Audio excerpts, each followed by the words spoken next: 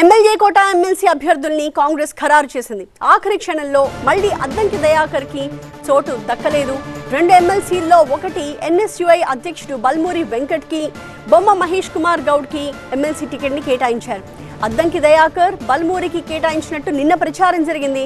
అయితే హైకమాండ్ నుంచి ఫోన్లు కూడా వచ్చాయని చెప్పి కాంగ్రెస్ నేతలు కూడా చెప్పారు. అయితే ఇవాళ మరోసారి రివ్యూ చేసింది కాంగ్రెస్ హైకమాండ్. ఫైనల్ గా బల్మూరి వెంకట్ తో పాటుగా మహేష్ కుమార్ గౌడ్ కి మాత్రం చోటు దక్కింది. 2 ఎమ్మెల్సీ స్థానాలకు అభ్యర్థుల్ని కాంగ్రెస్ పార్టీ ఖరారు చేసింది. బల్మూరి వెంకట్, బొమ్మ మహేష్ కుమార్ గౌడ్ పేర్లను అధిష్టానం ఫైనల్ చేసింది. మండలిలో పట్టు కోసం ప్రయత్నిస్తున్న హస్తం పార్టీ ఎమ్మెల్యే కోట ఎమ్మెల్సీ అభ్యర్థులుగా ఈ ఇద్దరిని ఎంపిక చేయడంతో నామినేషన్లు వేయడానికి ఇప్పుడు వాళ్ళు ఏర్పాట్లు చేసుకుంటున్నారు. అయితే లిస్టులో తన పేరు లేకపోవడంపై అద్దంకి దయాకర్ స్పందించారు. అధిష్టానం నిర్ణయాన్ని పాటిస్తాను అని చెప్పారు. అంతేకాదు ఇంతకంటే మంచి పదవి వస్తుందేమో అంటూ ఆశాభావం కూడా వ్యక్తం చేశారు.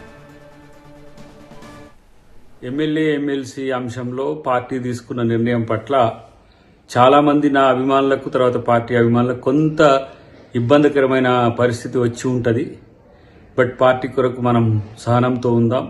పార్టీ నన్ను ఇంకా మరింత మంచి పొజిషన్ కొరకు ఆలోచిస్తుండొచ్చు.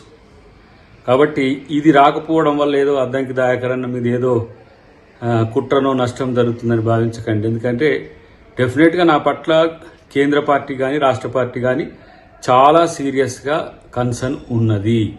పార్టీ అధికారంలోకి వచ్చింది. దయాకర్కి అవకాశం ఇవ్వడం అనేది పార్టీకి చాలా చిన్న విషయం. కాబట్టి దీన్ని మనం పెద్దగా చూడకుండా పార్టీ భవిష్యత్తును మరింత ఆలోచించే వాళ్ళుగా మనం అందరం కూడా రేపు ప్రజల పాలన ఎట్లా ఉంటుందో మనం అందరం కూడా కలిసి ముందుకు తీసుకుపోవడానికి ముఖ్యమంత్రి గారికి, క్యాబినెట్కి మనం అందరం కూడా సహకరించాల్సిన అవసరం ఉంది. నన్ను పార్టీ మంచి అవకాశం ఇస్తుందని నేను ఆలోచిస్తున్నాను. Thank you very much. జై కాంగ్రెస్, జై హింద్.